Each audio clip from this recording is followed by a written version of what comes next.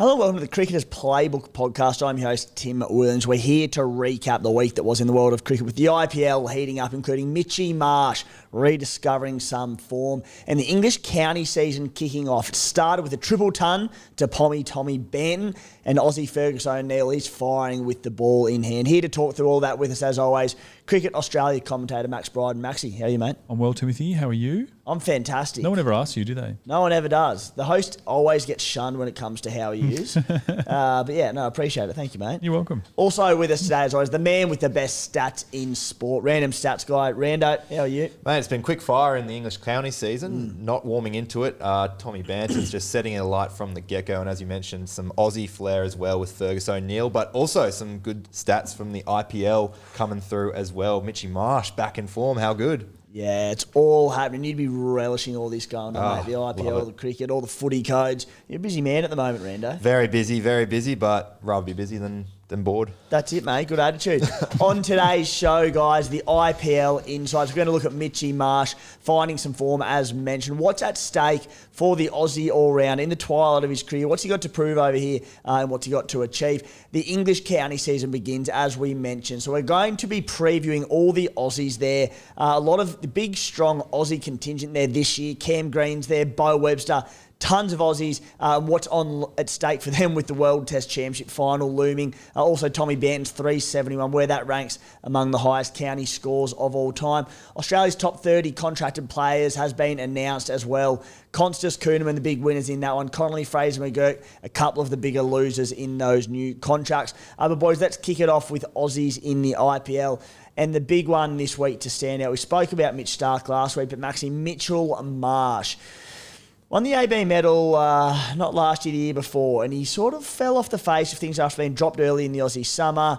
But he's come out in the IPL, scored 72, 52, 0 and 60 for the Lucknow Super Giants. He turns 34 in October, obviously in some red-hot form and sort of saying, guys, don't forget about me. I'm still here. I'm still an integral part of the Australian lineup as well.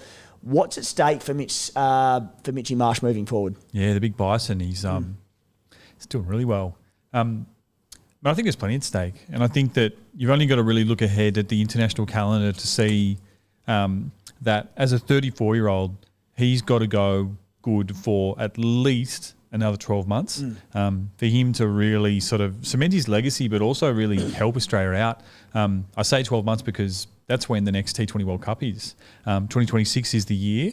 And guys like Mitch Marsh, yes, there was all that chat about his form in the summer and what he was doing with the red ball. His white ball credentials, they were pretty solid. I know he had a bit of a lean period heading into the IPL, and Rando, I'm sure you had the numbers on that a couple of weeks ago. But it's really important that he, as the captain of our T20 side, can have a good IPL, can find his form, can find his confidence, and really just become, but really sort of just maintain his standing as a world-class player in the shortest formats, because very few guys in the world who can do what he can do when he's on.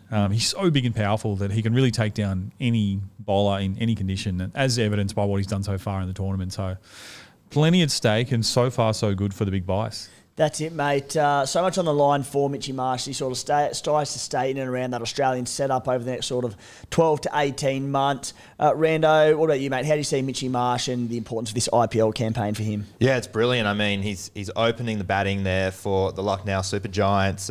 He's the second top run scorer from an opening batsman standpoint. He's got the better strike rate than the top player. So 10 sixes, 22 fours, really starting to kill it now, and it's great. It's a great start for Lucknow. They get on the board with the power play, and they're 69 runs ahead by the time it's over. He's just setting the innings up perfectly. He got rewarded with a 3-year extension on his Perth Scorchers contract as well. So he definitely has plans to stick around for a while, and hopefully he's captaining the side through. I'd hate to see where that Mitchy Marsh's limbs and how those hamstrings are going in 3 years. Scorchers, he'll be sore by that point. Well, maybe they'll have the impact sub, and all he has to do is go there and swing hard in the first four. Perfect for him. He played till he was about 80, if that's the case. And Maxie said, just like he's obviously fallen down the pecking order for the Test team for the time being. You know, Cam Green back from injury, Beau Webster, the emergence of him on the international scene this year. What's it mean like for Marsh in terms of the white ball? Like, do we see him cemented into the white ball team in 12 months' time with these key all-rounders who can play a similar role to what Mitch Marsh does? How do you feel?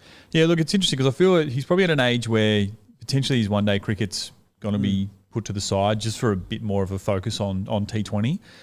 Reason being, like, 50 overs is long, right? Like those games go over 100 overs a day, which is longer than a day of Test match cricket. I don't think a lot of people really necessarily appreciate the context of that. But what he can offer in the T20 format, short, sharp, less impact obviously on the muscles and less impact, less of a need for him to field. Like, I think that he's still got a massive role to play for Australia in the T20 format for a number of years. And you've only got to really sort of look at the troops that are in and around the Australian setup to realise why. The next two big names coming along to open the batting for Australia are Matt Short and Jake Fraser-McGurk. Now, Matt Short's not as young as you think. He's been around the Australian domestic scene for a while, but Jake Fraser-McGurk is very young. But both of these guys, for as well as they have done for moments in domestic competitions, they haven't really yet set the world alight on the international stage in Australian colours. And not only will Mitch Marsh have an opportunity to bat at the top of the order in these T20 formats and really continue for us to be a powerhouse, but he can really help shepherd that next generation through as well. So it's not just what he's going to do with his performances now and hopefully into the T20 World Cup next year, provided he's fit. It's what he can do for the next generation and just continuing to create that legacy of just huge units at the top of the order who can smack the absolute cover off it. So, yeah. Great signs from the Bison in the IPL early on in some stunning form. And, big one for the Aussies going forward to see what he can produce. Boys, that'll do us on the IPL for now. We're going to move on to, obviously, the start of the English county season. And such a big few months coming up on the Australian and international scene off the back of this county season. As we said before, we'll get to them shortly, but a big Aussie representation over in the English county cricket this year. But we've got the Ashes at the end of the year, so we're going to be looking at the key Australian contenders there and who's getting runs. The Pommies as well ahead of that summer, who's firing, who's not over there, what spots are up for grabs. And then, of course, the World Test Championship final as well, boys, which is a massive, massive one for a number of these players who will be featuring over there for that final in English conditions mid-year. So before we get into the Aussies, though, we're going to start with the Englishman Tommy Banton. Rando, 371 runs for Somerset, eclipsing Justin Langer's mark there. Previously had the highest individual score for Somerset, 2 triple tons for Somerset, JL. Ooh. Mate, what do you make of that knock? Absolutely disappointing for all Aussie fans because Justin Langer, he had that record for 19, 20 years almost. So a bit annoying that we saw Banton get it done, but love to see him scoring runs, especially in the red ball format. Obviously, we know how well he plays when he comes down here for the BBL, but great to see him scoring runs there for Somerset. It's the 5th highest county championship score of all time. Of course, the record holds to Brian Lara, 501 runs. I don't think that will ever be beaten, but you never know. Second highest partnership as well. James Rue, the wicketkeeper, came in with him for that 5th wicket partnership. 471 runs they shared. It's the second highest 5th wicket partnership in county championship, 10th all time as well. So, geez, just when they thought they had him trapped and Banton and Rue were in, they thought they had it all done. I think it was 4 for 140. No, they just made an absolute living out of it. And there you go, the high scores there. Almighty partnership and knocked that one. I said Brian Lara, 501 back in 94. A record that, that's just not getting beaten, is it? Surely. Can't be. 500. It's ridiculous. Archie McLaren, 424 in number 2 back in 1895. Remember that one like it was yesterday. It's probably in your trivia next. Yeah. Well. Sam Northeast, 410 not out back in 2022. Graham Hick, 405 not out in 1988. And then Tommy Benn into 5th place. Maxie, what did you make of the knock from Tommy Benn? Oh, look, hell of a knock. You do get these weird ones over in the English county season at different points of the season where conditions are pretty fresh. Sometimes boundaries are really short and, conditions might either swing wildly in either direction, really, fantastic for batters or fantastic for bowlers. But he's a good young player. I think people might remember him, Australians might remember him from a couple of brief cameos he's had in the Big Bash League for the Brisbane Heat. But before that, he was part of a very generationally good English under-19 side. The likes of Will Jacks and Harry Brook have come through and really started to make their mark on the international stage. So hell of a player. little bit scary when you see runs like that coming into an Ashes year for potential guys that are just going to come down here and plunder us around. But I'm sure, against our lads, 300 probably wouldn't be on the cards. Yeah, Tommy Banton here encapsulates Bazball, that fella. An interesting one here.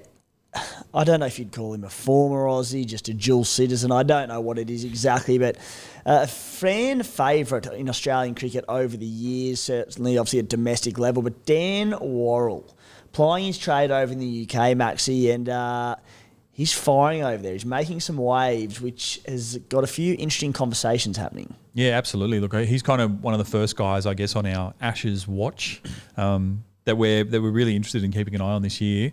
You can't talk about Dan Worrell without talking about the tree in his backyard, which is responsible for that run-up that he does at a 45-degree angle, which looks weird. The TV cameras can't really follow it, but seems to be effective for getting him to swing the pill around corners. Very good player. Had a really good career with South Australia here for a number of years in first-class cricket. Took a lot of wickets. Qualified for England, I think, through some citizenship on his parents' side, but potentially a guy who could be in that Ashes squad in the coming year if he has good performances. Injured at the moment, but certainly sort of there or thereabouts for the England national team after a couple of good years of cricket. So certainly one to watch. Genuinely in that frame for the English squad? Yeah, I think so. And I think that the English setup is funny because they're very progressed with their horses for courses selection nature, which is something I think Aussies are only really starting to get used to in the sense that you might have an entirely different team when you play in different conditions. And counting in his favour is the fact that he is, technically an Aussie, which they won't want to admit, but they'll gladly use to their advantage if he's going to come down here in sort of no conditions and be able to take wickets. He's quicker than probably most of their local bowlers, but still offers that really good skill and seam position. So he's an interesting prospect, so I think he's definitely there or thereabouts. They do have a good crop at the moment. They've gone tall, they've gone fast, they've gone aggressive with a lot of their quicks, and we saw a lot of them play in New Zealand over the summer and come out and really go well. So I think he's there or thereabouts. He could make a squad. Don't know if he'll play, but he could make a squad. Oh, imagine that. Coming down here, opening the bowling in an Ashes series in Australia. Yeah, in front of his best mates. For the old foe. Wow. 1899, last Australian-English player to play for both sides, Albert Trott, back in the day. So he's definitely committed because he's turned himself into a local English player. Yep. He's on a 3-year stand-down period. That stand-down period ends in April 2025, this month. So there's a huge opportunity for him to come through. He's been playing for Surrey, won them consecutive championships. So we could see him definitely being the thing. He is 33 years old, though. He is getting on. But I think that the way that he's been performing in championship, it's pretty hard to overlook his stats. And the fact that he knows the Australian conditions, played 3 games for the ODI, might have some intel, might be still in some WhatsApp groups. Could be a thing. Just lingering their little name change. Boys, the Aussies to look out for this county season. And there's a stacker over there. Cam Bancroft, Cam Green, Marcus Harris, Fergus O'Neill, Beau Webster, Will Sutherland. They're just a few of the highlight names. Benny Dwarshus over there as well. Of course, there's across the T20 Blast competition as well. So there's a lot of different cricket that does go on over there and among the Aussie contracted players who have gone over there. Maxi, I mean, the big probably two to stand out that we'll be keeping a close eye on will be Beau Webster and Cam Green in particular on return from injury. Mate, what's at stake? Who are you looking for? What are your thoughts? Yeah, look, Cam Green's a big one, isn't he? I guess he's really been an incumbent test player for a couple of years now. But the back injury came at really bad time for him, but a really good time for the likes of Beau Webster. And some of these other guys who sort of came into the middle order and did a good job, even, Josh Inglis. I've just got that wrong, haven't I? Josh Inglis. You were just saying it. We were joking about that pre-show. Always was in your brain. But look, I think that if we can see Cam Green not only score runs in these conditions, I think that'll do him really good to get straight back into that Aussie Test side, but really want to see him back bowling, hopefully as soon as possible. I'm not sure what the latest is with his injury and when he's going to be up and about to be able to do that. But there's a lot at stake for him to get back into that Aussie squad. I think for a little while in his younger career, he's sort of been chosen more on talent than, or more on potential rather than his actual ability. He was just finding that really nice balance just prior to injury where he was a worthy selection. So hopefully he goes over there, he can score a few runs, put on a few triple centuries and really keep his name up in lights at the top of the selectors' minds. How do you see it right now, mate? Do you see just like Beau Webster locked into the team for the World Test Championship final? And do you see Cam Green needing to, let's assume he does get bowling and bowls well enough, needing to win his way in there? I don't think anyone really knows. And I think the reason for that is that Beau, up until I'd say this summer, despite having a really incredible domestic record for a number of seasons and a really good county record for a number of seasons, he was still one of those guys that I think selectors were looking at sort of going, oh yeah, but he plays in favourable conditions in Tasmania, and yeah, but he's not playing the best players when he does this. But when he actually got that chance and grabbed it with both hands, I think he's really made people sort of stand up and take notice that he is a serious cricketer, that we do need, like that he's capable of playing international cricket at a high level for Australia. So, we love a shield shootout at the start of the summer for batters and bowler spots, and this is almost a county shootout in the sense that if Beau can go over there and do what he's done, and like outperform Cam Green, then I reckon it is his spot. Absolutely. Yeah, as we said, mate, like with the Ashes end of the year, with the World Test Championship final at Lords, there's so much at stake for all these Aussie cricketers and so much interest in the county cricket. And that's what we're trying to do with this podcast, mate. Keep people up to date. It is footy season in Australia. The focus shifts a little bit. That's what we're here for. Rando, who's caught your eye here, mate, and who you're looking out for? I think Fergus O'Neill is, but before I go there, while we're on the topic of Cam Green, really interesting how he got into the Gloucestershire team, because he wasn't actually selected and it wasn't actually possible for him to join the team without a mysterious donation to the club that helped him get into the side ahead of the World Test Championships. I'm not too sure if there's a sneaky Australian by A. McDonald with the significant donation. Yeah, nice. A little Nick Politis. Nick Politis one there, just so he's fit and firing and has a chance to prove himself. But very, very interesting stuff. He hasn't really had much to do with the county scene, so really interested to see how he goes. But Fergus O'Neill, of course, he is the one. Obviously, he kick-started his county season with a fifer. 38 wickets last season in the Shield, 40 in the Shield before that. He also was the player of the season as well. So I think he's going to be an absolute threat. Really interested to see how he goes over there, and so glad that he's succeeding to start the season.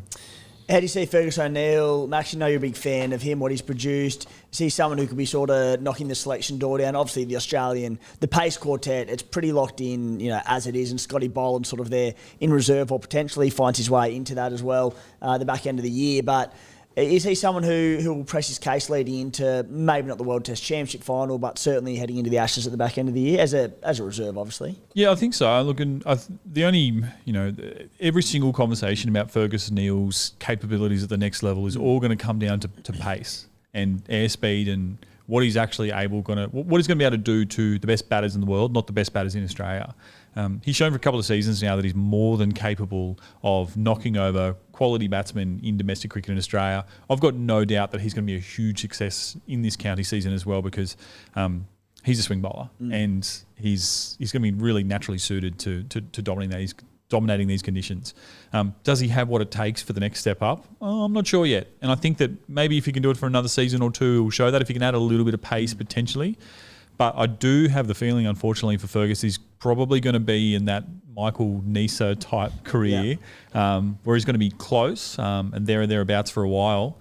If he can make the jump, I don't know. But look, we've got an ageing pace lineup.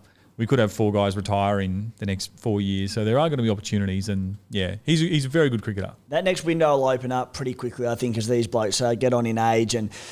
There's so many people like knocking the door down to take their spot. So there'll be an opportunity, as you said. Boys, Australia's top 30 contracts announced for the year ahead. We'll talk through the winners first and then we'll go into the losers. And I'll start with you, Maxie, but Sammy Constas, Matt Kuhnemann, Beau Webster, they're the big winners in this one. Yeah, absolutely. I mean, we've spoken a little bit about Webster. Kuhnemann's obviously the big one, isn't he? I think you'll probably have a good connection to one of the losers too, but just in the sense that not only did he have a fantastic Sri Lanka tour, but they now see him as like the next in line to another aging bowler rather, in Nathan Lyon. Good reward for him. I don't know how many spin bowlers who ply their trade in Tasmania would have naturally sort of considered themselves to be the next best in the country, but he's a quality bowler. I'll be very interested to see if there is an injury to Nathan Lyon throughout the Ashes, if they do properly consider him for the 11, or if we would just go 4 quicks.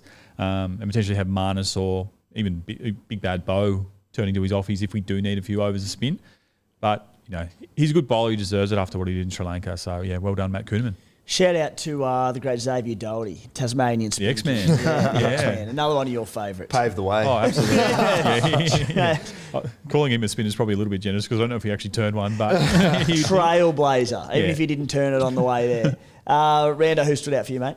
Obviously, great to see Sammy Constas get that contract. Obviously, hot stuff. Got to have him in there. But Matt Kuhnemann, I think, as you mentioned, that's a real big winner out of this. Not that we really wanted to pin him against Todd Murphy, who is also an icon in himself of Australian cricket with the glasses spinning them around. But I just think Kuhnemann, he's well deserved. Unfortunately, he had his bowling integrity questioned over his action, but cleared of all that. So good to see him there. And then Beau Webster, I mean, I thought he's done enough, probably more than Constas, to be honest, in terms of getting 50, taking some wickets too. So all three of them, I think, big winners. That Boxing Day morning session proved fairly pivotal for young Sammy Constas, hasn't it, boys? The losers are probably more of the talking point, I'd say, boys. The ones who missed out on contracts: Aaron Hardy, Sean Abbott, Todd Murphy, as you mentioned there, Cooper Connolly and Jake Fraser McGurk. Maxie, who stood out here?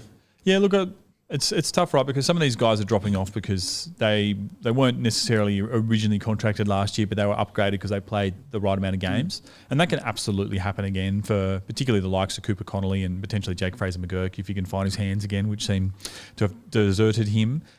Probably Aaron Hardy's the interesting one because I feel like a couple of seasons ago we were really talking about him as the next big thing, not just in white ball cricket, but potentially in all three formats. So he has struggled a little bit with injury in the last 12 months. But there's a really good cricketer there, and he's still at a young enough age that he's got plenty of time. I think he's probably only 24 years old or so. So he's got time in his hands. So it sucks to see him not there now, but I'm confident that he can get back there one day. Yeah, I agree with it all. And I like Cooper Connolly and Fraser McGurk, blokes who are very, very likely to have a very, very big future in the Australian international setup across different formats. But the runs weren't there, the wickets weren't there for Connolly. I just think I'm glad that they've picked on form and not on potential. And, even those two blokes getting starts at different stages and being kept in the side, I think was based on potential. And it's great to give blokes opportunities, but this is the Australian cricket team we're talking about. And, I don't think it should be one that you walk into easily based on what you can potentially do down the track or what you did for the Australian 19s, etc. So I think it'll be a good one for Fraser McGurk and Connolly, and they'll bounce back and hopefully come in some form pretty shortly.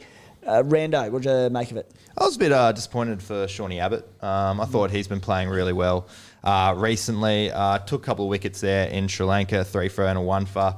So I thought he would be sticking around. Obviously, still a great bowler in the white ball scene and always fills that gap in. Of course, Ben Dwarshuis in amongst the team as well, who's probably cemented his spot a bit more, particularly off the back of the Champions Trophy. He was our top wicket taker. So completely understand that, but I don't know, feel a little sorry for Shawnee Abbott. I thought he's done a lot of work too as well. Yep, absolutely, mate. Boys, let's move on to the part of the show where I get to shine. Coming off a win last week, Rando's trivia. Hit us. All right, mate. I've already got the answer for the first one, so I just need you to come in here. Okay. So, obviously, we saw Tom Banton score the highest score innings. Who did he overtake? Which Australian? Justin Langer. Justin Langer. Gave you 5. Literally. I've already read out that. That's your big hot question. That's my go. That's my first one, just because I thought, it gets you. He's trying to give you a layup, mate. He's trying to give you a little half volley to bang through the covers. The next one will be who's got the highest county score of all time. That is the next one. What else have you got for us, mate? No, I was going to say... Nah, that was it. That was actually my next one, Brian Lara. You guys already ran through it, so I'm like, great. I'm sitting here with my... Yeah, that was it. That was when I thought it was going to come through. That's been a good segment. That was it. Yeah, it was a good segment. This is the last time Rando gets a segment on the show. I mean... What was your tiebreaker? What? What was your tiebreak question? I was going to say the partnership, but I also said that. Everything was just used. I was just like, great, fantastic. You've thrown to me. at a time where apologies to the fans and everyone who was here for it. Apologies to the listeners and the viewers on YouTube who we just took 2 minutes of their lives very cruelly. No, that was fun. We should do that again sometime. Definitely do it again. Boys, let's move on to part 2 of the show, the World Team of the Week, the part of the show where we scan through all the best results from the world of cricket to come up with our World Team of the Week. From there, we give our 3, 2, 1 votes to go towards the race to the Mace, with the winning Players Nation getting the point to their overall total. We will culminate the race to the Mace at the end of the World Test Championship final in the middle of the year. This week we'll be looking at the IPL and domestic cricket in the UK as well coming onto the scene now. So a big opportunity to the Poms to make their way up the board. We need 2 openers, 4 middle order bats, a wicket keeper and 4 bowlers. Maxie, what have you found in the opening batsman slot? Opening batsman slot for me. So I'm looking at the county cricket season and surprise, surprise, opening the batting in England, not that good. No openers for me this week, so I'll throw it over to Rando for the IPL. For me, Mitch Marsh, can't go past him. He's been absolutely in form. 62 not out of 31 balls against Punjab. In that same game, we had Prabh Simran Singh, 69 off 44 for Punjab against Lucknow, and is technically a wicketkeeper, but as you'll see when we get to the wicketkeepers, there's so many of them. Had to chuck him here as the opener. It was the highest score in the last week by an opener in the IPL, and that is KL Rahul, 77 off 51 for Delhi Capitals against the Knight Riders. Yeah, our openers for the week, Rahul and Marsh there at the top of the order. And yeah, as we move through the season, obviously we'll be looking at the standout performers, but particularly in county cricket over in the UK, we'll be making mention of any certainly notable Ashes contenders, both for Australia and England, as well as in the IPL. Maxi, middle order bats, 4 of them. Who have you got? Middle order bats for me, again, just one from the Shield. This one's pretty obvious as well, and I'm happy he's on my team. It's Tom Banton, 371 of the finest for Somerset. And yeah, as I said, as I took my win in trivia, he broke Justin Lange's record. That's the shallowest win of all time. I don't feel bad about it. Rando, who'd you find? I've got 2 players in here. Venkatesh Iyer. He had 60 runs off 29 balls for the Knight Riders against the Sunrisers. And another player here who people might say he is a bowler, but he was batting 6 in this game, and that is Hardik Pandya. He took 5 for 36 with the ball and hit 28 not out off 16 balls, trying to run down the Mumbai Indians target of 201. Unfortunately unsuccessful, but made it a little bit entertaining at the end. Yeah. A few in there. Pandya, Banton, Iyer, Joss Butler. I mean, we need to get into wicket keepers because it was a good week for the wicket keepers, Maxi. Great week for the wicket keepers. We've actually had to pad out their team a bit with wicket keepers because they've done the job with the bat. I'll tell you what, this team is going to be safe as houses in the field. Yeah. Might get a few penalty runs given everyone's going to be wanting to wear gloves, but it is what it is. Look, couldn't go past one of the biggest names in world cricket, at least this week alone. It's John Simpson from the county cricket season, who scored 181 not out for Sussex versus Warwickshire. And had to mention as well, James Rue, Tom Banton's partner in crime. I think it was maybe the biggest partnership in the history of county cricket. No. Second highest for the 5th wicket. Okay. 1-1. 1-1. Tiebreaker. Well, look, 152. Maybe I shouldn't. That's why you reuse them, because you forget about them. Honestly. Hit rewind on that one then. And he scored 152 for Somerset, so they were my 2 wicket keepers. Rando? Wicket keepers into middle order. Ryan Rickleton, 62 not out off 41 balls, and then Joss Butler, 73 off 29 at the start of the week too. Yeah, we've slotted Joss Butler in at number 3 and the well-renowned Johnny Simpson at 7 in the wicketkeeper slot. Maxi, your bowling quartet. Yeah, interesting. There was only a couple of fifers in the county season. There was a lot of fourfers, but Big Ferg O'Neill, 5 for 81 on debut over there for Notts versus Durham. Fantastic performance for the Victorian. And then Casey Aldridge, 5 for 36 off only 8 overs for Somerset in that same match where all the runs were scored. So pretty handy figures there from Casey Aldridge. Rando? For me, Mohammad Siraj, he killed it. 2 games throughout the week, 4 for 17 in one, 3 for 19 in the other there for Gujarat. And, of course, we had Ashwani Kumar, 4 for 24 Mumbai versus the Knight Riders. The bowling quartet in the team of the week, Fergus O'Neill, Casey Aldridge, Mohammad Siraj and Ashwani Kumar. Boys, the race for the Mace, the 3-2-1 vote. Who did we find? Maxi, I'll start with you. I reckon number one will be hard to knock off. Yeah, hard to knock off, and people could probably guess it. But look, number one I gave to Mohamed Siraj. It doesn't have to be a good bloke to earn points in my team. He had a pretty good week in the IPL. Hopefully this one doesn't go to too many Indians because you're going to get roasted. Number two, a player I do genuinely like, he's Hardik Pandya.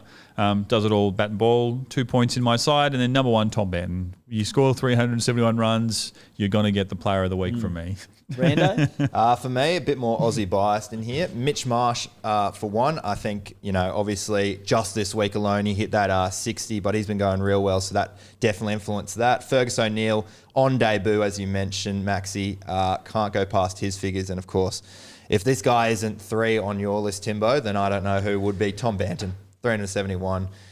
Hard to knock out. And around Mohamed Siraj, that old rival with Travis Head, got him out in the IPL this weekend. There was a bit of a send-off. Who saw that coming? Siraj, 1 for me. Hardik Pandya, 2 as well. I had the same as you, Max. And Tommy Banton, 3 votes. So we give 3 votes to England. With Tommy Banton, Hardik Pandya was 2, Siraj was 1, so another 3 for India. So the race for the Mace, Australia lead the way on 21, India up to 17 in second, New Zealand on 11 in third, South Africa on 10 in fourth, England up to 5th on 7 points. Fellas, that'll do us for the week that was in the world of cricket. Maxie, thank you, mate. Thanks, Tim. Pleasure. Thank you as well. No, it's all right. Appreciate that. Really good. Rando, thanks, mate. Hopefully plenty more of those great trivia sections to come in the future. It'd be great. I just thought I'd try and give you something back where I told you the answers before. Maybe that would help, but still Maxi gets in before you. So there you go. All right, guys, that'll do us, guys. If you're watching on YouTube, please feel free to like, subscribe the video, subscribe to the channel, whether it's Spotify, Apple, all that. If you disagree with something, comment. If we've missed something, I'm sure we have. Let us know about it as well. But for now, thanks for tuning in.